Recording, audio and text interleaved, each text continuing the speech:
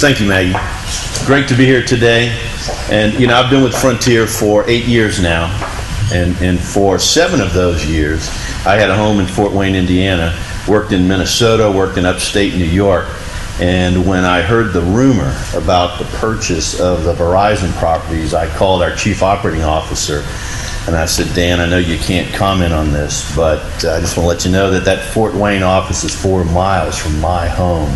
And he laughed, and it couldn't have worked out better. So I'm very excited.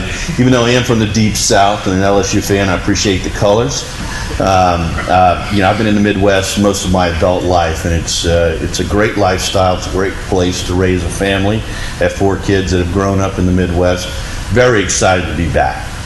And from a Frontier perspective, I've had the great fortune to work with Maggie over the last 7 years. And I'll tell you that we had great expense control when she came in, and we ran a pretty solid company.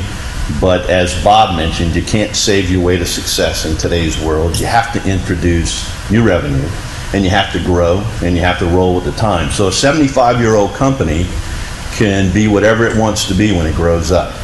And Maggie's helping us do that by changing our scope, changing our scale. And we believe we have a tremendous amount of opportunity in these properties, and in Michigan that I'm associated with, but throughout the 14 states that we acquired from Verizon.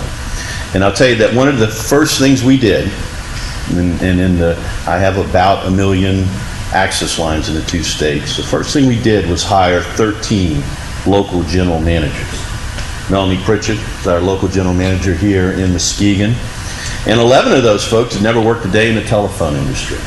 But we hired folks who were engaged, who were steeped in business knowledge, and that could be great leaders. And everything else will fall in place. So we've invested in the local communities. We will spend some $75 million in the state of Michigan this year. We've already created about 60 jobs. We'll create some more. And we believe that it's our position and our responsibility to be a good civic citizen, to give something back to the communities, the customers and businesses that support us. And that's our engagement model. It's been successful. It worked for me well when I was in New York. And we will deploy a lot of broadband in the state of Michigan, because just because you live in small town America doesn't mean that you shouldn't have access to 21st century services, right? And you shouldn't have to move to an urban area to get that. So that's our mission. That's what we want to accomplish. We'll put the customer in the middle of our decision-making process, keep an eye on our investors, take care of our employees, and that has been a tried and true formula for success. So we're excited. I'd like, on behalf of the group, to thank the members of the military.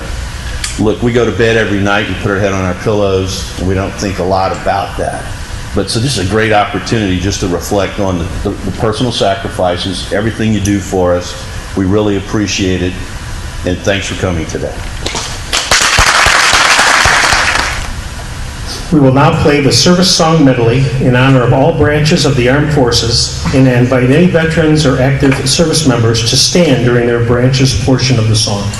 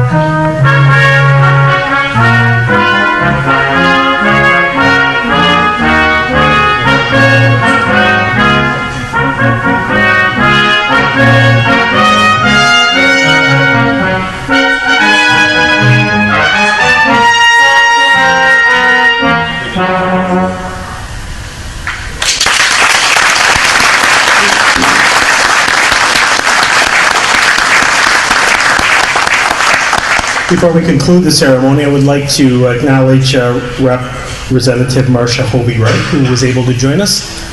Thank you for coming. Thank you very much.